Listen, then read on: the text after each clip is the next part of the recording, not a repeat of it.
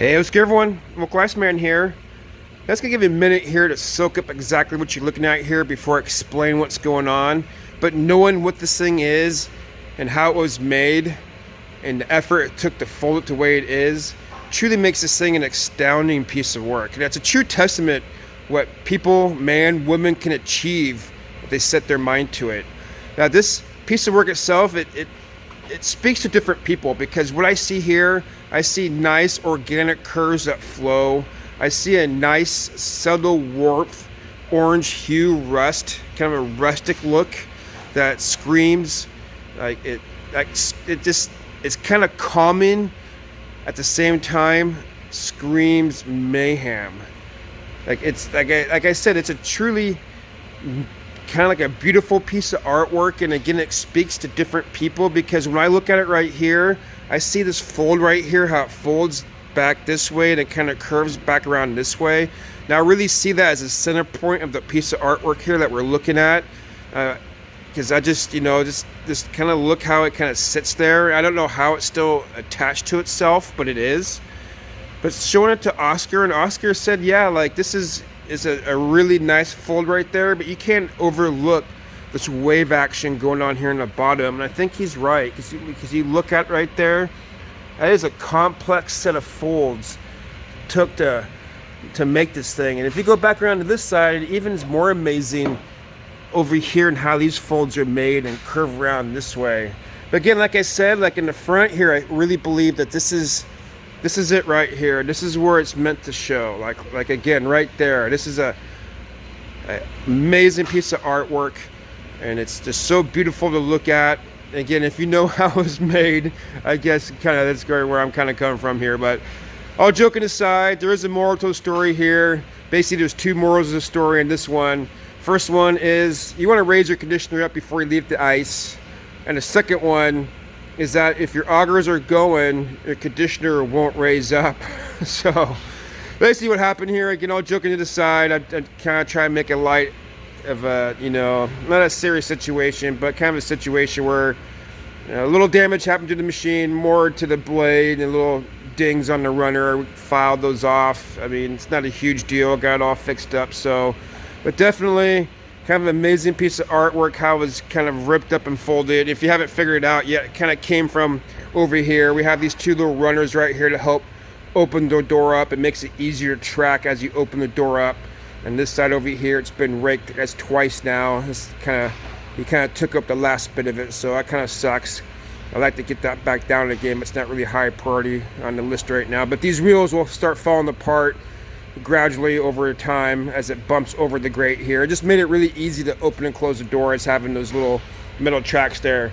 But nevertheless, back over here to the conditioner, like there's a few things I want to cover with the conditioner right here, because when people are coming off the ice, there's a couple of things I guess to cover here. Is like, when you're coming off the ice, I know this is a new driver, and when I teach new drivers, I teach them to stop, raise the conditioner up, then leave the ice. But some drivers, as they get experience, they kind of want to keep moving off the ice and lift their conditioner up and go off the ice at the same time. I know it's kind of an advanced move, and I think it's a bad habit that some drivers have. Let me hop up here just for perspective right here. Let's get this out of the way right here. Just second moral of the story is, I haven't really covered this before in a different video, but like if your augers are going, your conditioner's not going to raise up or down, matter of that fact, or your tank. So that's just something I want to get out of the way right here. If your augers are going, your tank is not going anywhere, or excuse me, your conditioner is not going anywhere. So if you're coming off the ice, you got to make sure your augers are off before you raise your conditioner up. And that's kind of what happened to this fine young gentleman that was coming off the ice. He had his augers going, and when he went to lift it, he ran it over the threshold and the grate there. So, but I think that could have been avoided if you follow some simple rules here.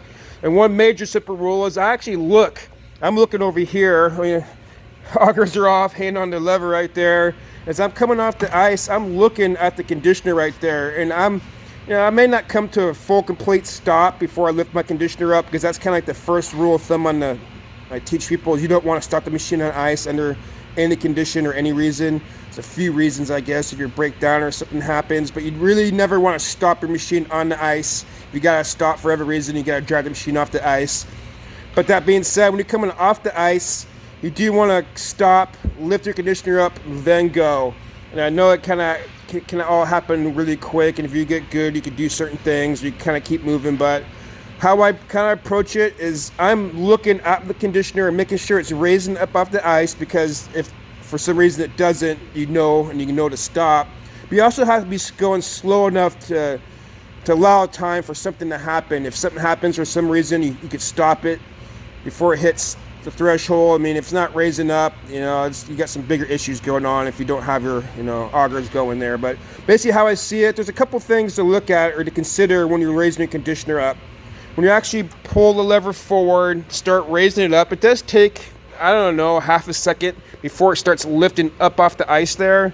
So when you start lifting it, just because you pull it forward doesn't mean it's going to come right off the ice. It just takes like a fraction of a second or a second for the hydraulic pressure to build up or reverse to start lifting off the ice. So it's something to consider, as well as I think this is actually one of the more important one, is you actually have down pressure on the ice. And as you're moving forward, and once you lift that down pressure off the ice, then you have like drag on the ice, so to say. And once you remove that drag, the energy has to go somewhere, and it goes as form as forward motion. So if you're moving along and you lift that drag, or just call it drag off the ice, then your machine's gonna start going forward a little bit quicker unless you kind of slow down on the pedal there and compensate for that. So basically what happens is, since it takes time for the conditioner to come off the ice, as well as once you relieve the drag off the ice, the machine, I don't want to say lurches on you, but it could go a little bit quicker, as well as the conditioner kind of pitches forward a tiny bit.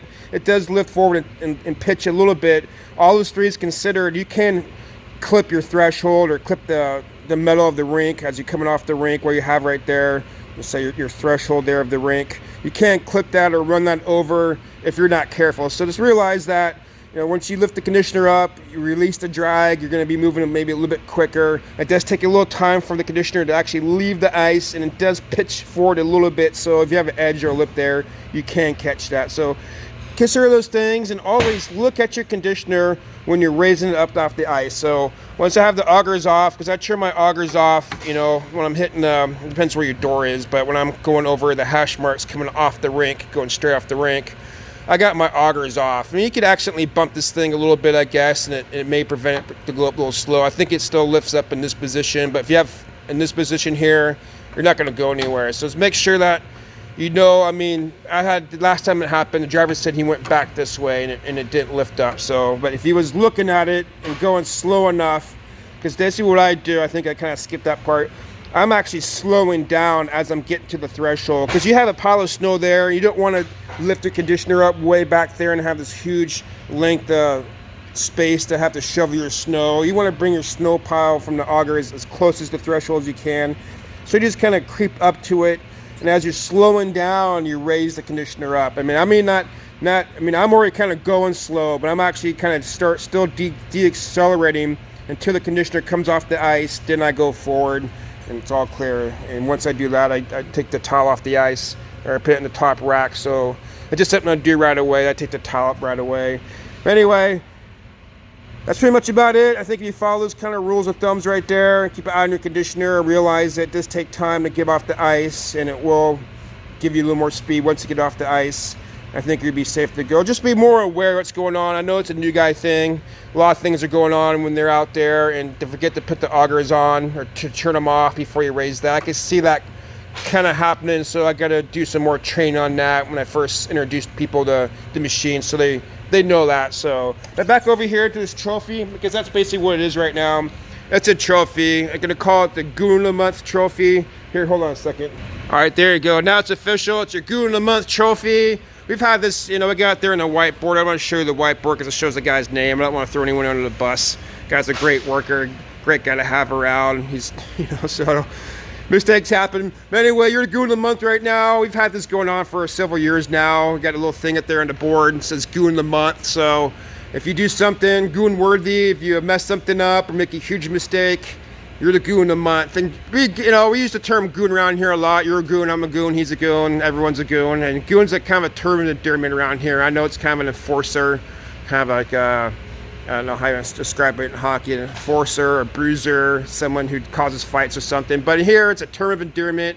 You're a goon if you do something kind of goon worthy, or even on ice and hockey and stuff, you kind of hack someone. Oh, you goon. We're all goons, but sometimes we're a little more goons than others. So that's what happens. And if nothing happens for a month, you're still the goon until someone does something goon worthy. So I gotta make a lot of it. When I first came in and saw this, basically this was sitting on the side, kind of over on the carpet there next to skate sharpener with a note saying, oh, sorry, man. Like, I kind of explained what happened, and he didn't think anything happened to the machines. Like, no, had a few little burrs to file off, and the blade itself had a few chips.